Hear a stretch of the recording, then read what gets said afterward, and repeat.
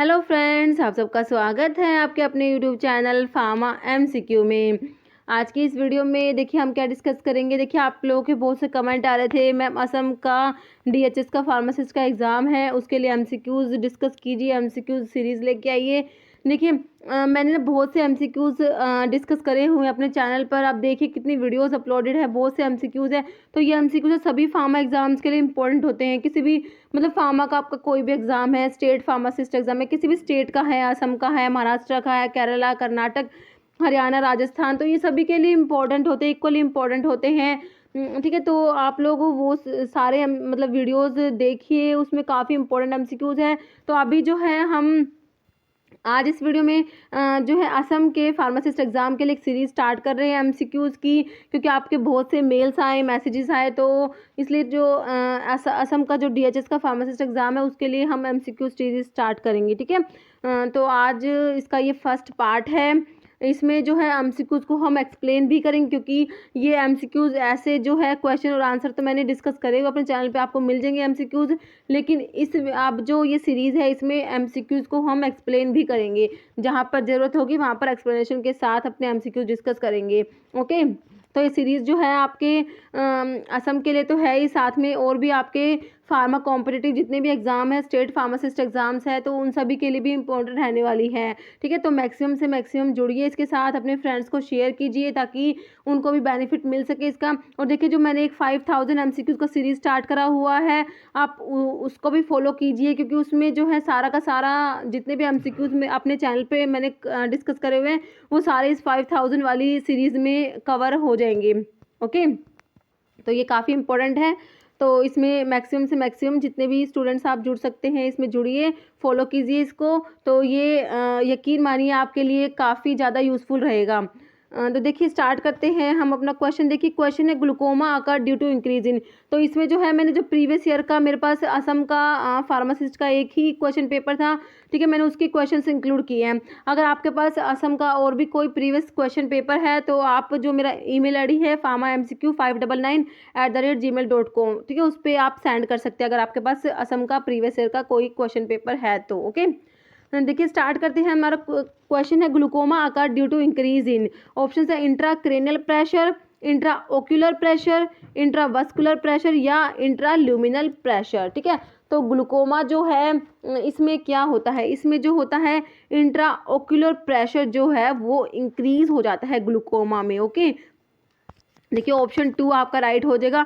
देखिए नॉर्मल जो intraocular pressure होता है वो होता है 10 to 21 mm ऑफ Hg होता है। ओके, आपको पता होना चाहिए नॉर्मल इंट्राओक्यूलर प्रेशर कितना होता है, 10 to 21 mm of Hg। But in glaucoma में क्या होता है, ये इंट्राओक्यूलर प्रेशर ज़्यादा हो जाता है। तो ये जो इंट्राओक्यूलर प्रेशर होता है ग्लूकोमा में greater than 22 mm of Hg हो जाता है। ओके, तो आपका ऑप्शन 2 हो जाएगा, इंट्राओक्यूलर प्रेशर जो है वो ग्लूकोमा में इंक्रीज हो जाता है। क्वेश्चन देखिए नेक्स्ट है, ribosome is the site for production of. Options देख लीजिए, न्यूक्लिक एसिड, विटामिन्स, क्रोमोसोम्स या प्रोटीन्स। देखिए राइबोसोम्स को प्रोटीन फैक्ट्री भी बोलते हैं। ओके, याद रखना आपको, राइबोसोम्स को क्या बोलते हैं, प्रोटीन फैक्ट्री भी बोलते हैं। तो आंसर क्या हो जाएगा आपका, ऑप्शन 4 हो जाएगा, प्रोटीन्स। ओके, क्वेश्चन देखिए नेक्स्ट है, mycobacterium can be stain by which of the following. देखिए माइकोबैक्टीरियम जो होते हैं उसमें आपका जैसे ट्यूबरकुलोसिस का पॉजिटिव ऑर्गेनिज्म होता है, माइकोबैक्टीरियम ट्यूबरकुलोसिस होता है, और लेप्रोसी का जो होता है माइकोबैक्टीरियम लेप्री होता है। दोनों ही क्या है, माइकोबैक्टीरिया है ये। ओके, ट्यूबरकुलोसिस और लेप्रोसी के पॉजिटिव ऑर्गेनिज्म जो है वो माइकोबैक्टीरिया होते हैं। तो माइकोबैक्टीरियम को स्टेन करते हैं किससे, देखिए gram stain, Ziehl Neelsen stain, Albert stain या नीजर स्टेन। तो आपको याद रखना है जील नेल्सन स्टेन, ऑप्शन 2 आपका राइट हो जाएगा।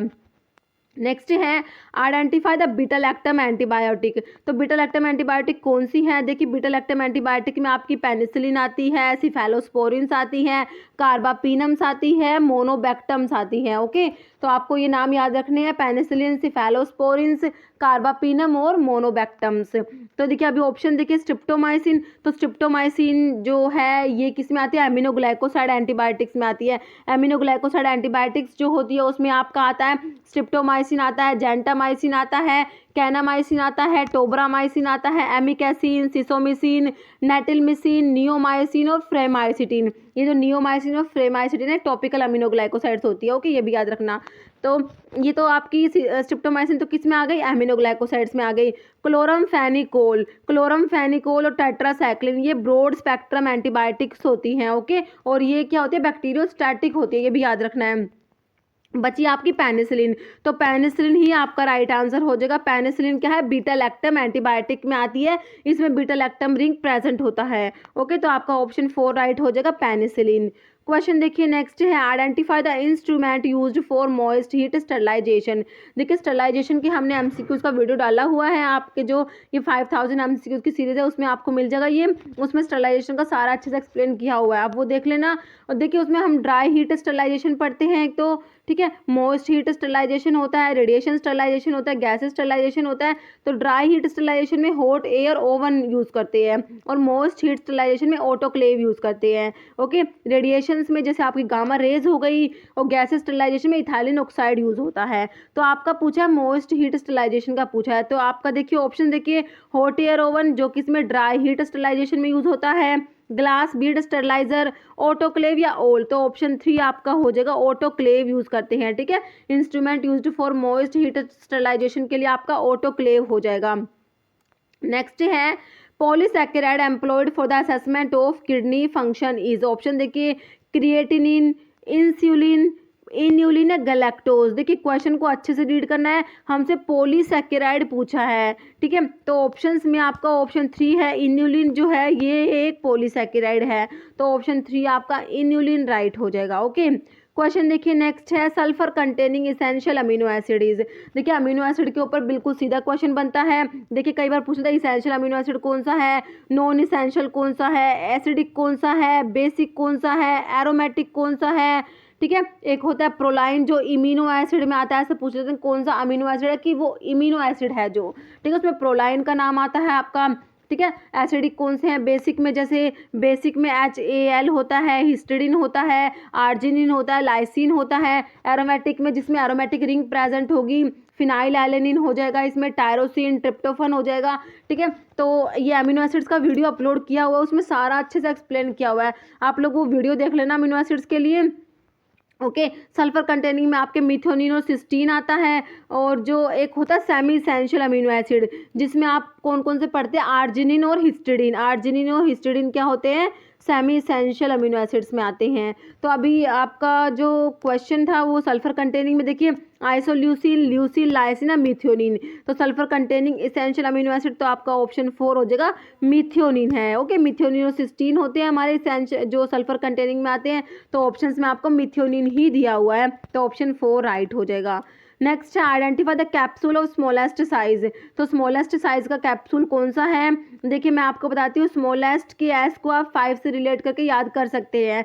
स्मॉलेस्ट साइज का कैप्सूल 5 होता है, और लार्जेस्ट साइज का कैप्सूल होता है 000 वाला होता है। ओके, तो ये क्वेश्चन काफ़ी बार रिपीट होते हैं, बहुत बार रिपीट होते हैं, स्मॉलेस्ट साइज और लार्जेस्ट साइज ध्यान रखना है। तो ऑप्शन 3 हो जाएगा, 5 नंबर का कैप्सूल जो है वो स्मॉलेस्ट साइज का होता है। नेक्स्ट है antidote is an agent that counter acts. देखिए अल्कली, एसिड, पॉइजन या विनम। तो एंटीडोट होते हैं किसको काउंटरैक्ट करेंगे, पॉइजन को। बिल्कुल सिंपल है, ऑप्शन 3 राइट हो जाएगा। क्वेश्चन देखिए नेक्स्ट है, pain sensation is carried by. देखिए cortico spinal tract, tectothalamic tract, cerebellopontine tract या स्पाइनोथैलेमिक ट्रैक्ट। तो पेन सेंसेशन के लिए ऑप्शन 4 हो जाएगा, स्पाइनोथैलेमिक ट्रैक्ट होता है। क्वेश्चन है next, cell mediated immunity is the function of. देखिए B lymphocytes, T lymphocytes, neutrophils या मैक्रोफेजिस। ठीक है, तो देखिए इसका आंसर क्या हो जाएगा, इसका आंसर हो जाएगा आपका ऑप्शन 2 हो जाएगा, टी लिम्फोसाइट्स। ठीक है, cell mediated immunity is the function of T lymphocytes, और एक होते हैं humoral immunity. Humoral immunity is mediated by B lymphocytes. ठीक है, इसके लिए बी लिम्फोसाइट्स आपको याद रखना है। और जो न्यूट्रोफिल्स है ये क्या होती है, एक टाइप की WBCs होती है, ठीक है। WBCs जो होती है वो आपकी होती है, एक तो ग्रैनुलोसाइट्स होती है। देखिए WBCs जो होती है एक तो होती है कौन सी, ग्रैनुलोसाइट्स होती है, एक होती है ए ग्रैनुलोसाइट्स होती है। तो ग्रैनुलोसाइट्स में आपकी होती है न्यूट्रोफिल्स आती हैं, इओसिनोफिल्स आती है और बेसोफिल्स आती हैं। और जो एक ग्रैनुलोसाइट्स होती है उसमें आपकी लिम्फोसाइट्स आती है, मोनोसाइट्स आती है, ठीक है। तो आपका जो न्यूट्रोफिल्स होती है ग्रैनुलोसाइट्स टाइप की WBCs में आती है, और सबसे ज़्यादा परसेंटेज भी इन्हीं का होता है, 60 to 70% तक होती है ये, ठीक है। कई बार ये पूछ लेते हैं, तो न्यूट्रोफिल्स मैक्सिमम परसेंटेज होता है 60 to 70% तक होती है, ठीक है। और जो इसमें जो मैक्रोफेजिस होती है, मैक्रोफेजिस जो है एक टाइप की मोनोसाइट्स होती है, क्या होती है, कुछ मोनोसाइट्स जो होती है डेवलप हो जाते हैं किसमें, मैक्रोफेजिस में, ठीक है। तो जैसे इसके एग्जांपल कई बार पूछ लेते हैं, जैसे कि आपकी क्यूफर सेल्स होती है, क्यूफर सेल्स जो होती है किसके अंदर प्रेजेंट होती है, लीवर के अंदर प्रेजेंट होती है, ये क्या होती है, एक टाइप की मैक्रोफेज होती है, ठीक है। ब्रेन के अंदर होती है आपकी माइक्रोग्लिया सेल्स होती है, ठीक है। ये क्या है, एक टाइप की मैक्रोफेजेस होती हैं, ओके। तो ये भी आपको याद रखना है। क्वेश्चन देखिए नेक्स्ट है, normal urine output in adults. Options देख लीजिए, 500 to 800 ml per day, 800 to 2000 ml per day, 2 to 3 litre per day, 3 to 4 litre. तो ये आपको याद करना है, ऑप्शन 2 हो जाएगा। नॉर्मल यूरिन आउटपुट होता है 800 to 2000 ml पर डे, आपको ये याद करना है, ओके। नेक्स्ट है, which of the following is called the pacemaker of heart. Heart का पेस मेकर कौन सा होता है, देखिए SA node, sinoatrial node, AV node, bundle of His या पुर्किंजा फाइबर। देखिए ऐसे नोड जो होता है ऑप्शन 1 हो जाएगा, ऐसे नोड को बोलते हैं हार्ट का पेस मेकर ऑफ हार्ट होता है SA नोड। और देखिए आपसे पूछे रिजर्व पेस मेकर कौन सा होता है, तो आप कहेंगे AV नोड होता है, ओके। तो आपका ऑप्शन 1 हो गया SA node, sinoatrial node. Next, and product of purine metabolism in man is creatinine, uric acid, xanthine या फोस्फेट। तो ऑप्शन 2 हो जाएगा, यूरिक एसिड होता है। क्वेश्चन है नेक्स्ट, कैलामाइन कंटेन। देखिए कैलामाइन का क्वेश्चन कई बार आता है। देखिए कैलामाइन में होता है जिंक ऑक्साइड होता है plus traces of ferric oxide. देखिए ऑप्शन जो है आपका 2 हो जाएगा, zinc oxide and ferric oxide, ठीक है। और एक क्वेश्चन आता है, pink colour of calamine is due to presence of ferric oxide. ये याद रखना है, फेरिक ऑक्साइड की प्रेजेंस की वजह से कैलामाइन का पिंक कलर होता है। और एक कैलामाइन लोशन में, जैसे अभी एक क्वेश्चन आया था एक एग्जाम में, बेंटोनाइट जो है वो सस्पेंडिंग एजेंट होता है, ये भी आपको याद रखना है, ओके। तो आपका ऑप्शन 2 होगा, zinc oxide and ferric oxide. Question है next, deficiency symptoms of which vitamin include cheilosis, glossitis and dermatitis. देखिए विटामिन जो है काफ़ी इंपॉर्टेंट टॉपिक होता है। विटामिन का क्वेश्चन आपके फार्मासिस्ट एग्जाम में 1 से 2 क्वेश्चन आते ही आते हैं। तो विटामिन के मैंने 2 वीडियो अपलोड कर रखे हैं, एक में आपके विटामिन के आपको MCQs मिलेंगे, विटामिन के MCQs डिटेल एक्सप्लेनेशन के साथ, और एक में विटामिन का सारा मतलब थ्योरी का वीडियो है, सारा आपको सारे विटामिन इसमें अच्छे से समझाए हुए हैं। तो आप ये 2 वीडियो देखना, विटामिन का क्वेश्चन इससे बाहर नहीं आता। देखिए अभी आपसे पूछा है चिलोसिस, ग्लोसिटीज और डर्मेटाइटिस, तो ये होता है आपका विटामिन B6 जिसको पायरिडोक्सिन बोलते हैं ना, इसके डेफिशिएंसी सिम्टम्स होते हैं ये। देखिए विटामिन ए को बोलते हैं रेटिनोल बोलते हैं, ठीक है। और इसके अंदर बीटा आयोनोन रिंग प्रेजेंट होता है। और विटामिन ए जो है ये मेनली कैरेट्स में प्रेजेंट होता है, और इसकी डेफिशिएंसी से बाइटोट स्पॉट डिजीज होती है, नाइट ब्लाइंडनेस, जीरोप्थैल्मिया, ये सब होते हैं, ओके। विटामिन B1 को क्या बोलते हैं, थायमिन बोलते हैं। B1 को क्या बोलते हैं, थायमिन बोलते हैं, ठीक है। और इसका B1 हो गया, इसको थायमिन बोलते हैं। और जो विटामिन E है, विटामिन E जो है इसको बोलते हैं, ये एक क्या होता है, टोकोफेरोल डेरिवेटिव होता है, टोकोफेरोल। और इसके अंदर क्रोमेन रिंग प्रेजेंट होती है विटामिन E के अंदर, ओके। और ये जो विटामिन E है व्हीट जर्म ऑयल में प्रेजेंट होता है। कई बार पूछ लेते हैं विटामिन E किस में है, तो व्हीट जर्म ऑयल में प्रेजेंट होता है। तो ये विटामिन का आप एक बार वीडियो अच्छे से चेक करना, तो आपको उसमें से सारा समझ आ जाएगा। और इसका हो गया चिलोसिस, ग्लोसिटीज एंड डर्मेटाइटिस होता है, किसके डेफिशिएंसी सिम्टम्स है ये, विटामिन B6 जिसको बोलते हैं पायरिडोक्सिन बोलते हैं, ओके। नेक्स्ट है, zinc sulphate is used as all of the following except. देखिए astringent, dietary supplement in zinc deficiency, dental products या एंटीडोट्स। देखिए जो आपसे पूछा है कि जिंक सल्फेट है सभी में यूज़ करेंगे एक को छोड़ के, तो ये एंटीडोट नहीं होता, ऑप्शन 4 हो जाएगा एंटीडोट। एंटीडोट को छोड़ के बाकी ये एस्ट्रिंजेंट होता है, जिंक सल्फेट एस्ट्रिंजेंट है, डाइटरी सप्लीमेंट है जिंक डेफिशिएंसी में और डेंटल प्रोडक्ट्स में। तो आपका ऑप्शन 4 एंटीडोट हो जाएगा, ओके। नेक्स्ट है रोड्स एंड कोन्स आर। तो रोड्स एंड कोन्स क्या होते हैं, देखिए फोटो रिसेप्टर, कीमो रिसेप्टर, बैरो रिसेप्टर या ऑडियो रिसेप्टर्स। तो ये फोटो रिसेप्टर्स होते हैं, ठीक है। तो ये आइज़ में, आइज़ की जो आइज़ का पार्ट रेटिना जो होता है उसमें रोड्स एंड कोन्स प्रेजेंट होते हैं। रोड्स में एक पिगमेंट होता है रोडोप्सिन होता है, कोन्स में आइडोप्सिन होता है। और जो रोड्स होती हैं वो नाइट विजन के लिए रिस्पॉन्सिबल होती है, कोन्स जो होती है कलर के लिए रिस्पॉन्सिबल होती है। ओके, नेक्स्ट क्वेश्चन देखिए आपका है full meaning of MMR vaccine is measle mumps and rabies, measle mumps and rota, mononucleosis molluscum and rota या मीजल्स मम्स एंड रुबेला। तो आपको पता है MMR का मतलब तो सभी को पता है, मीजल्स मम्स एंड रुबेला होता है। तो ऑप्शन 4 हो जाएगा, measle mumps and rubella. Okay, question देखिए नेक्स्ट है human blood flu is caused bye.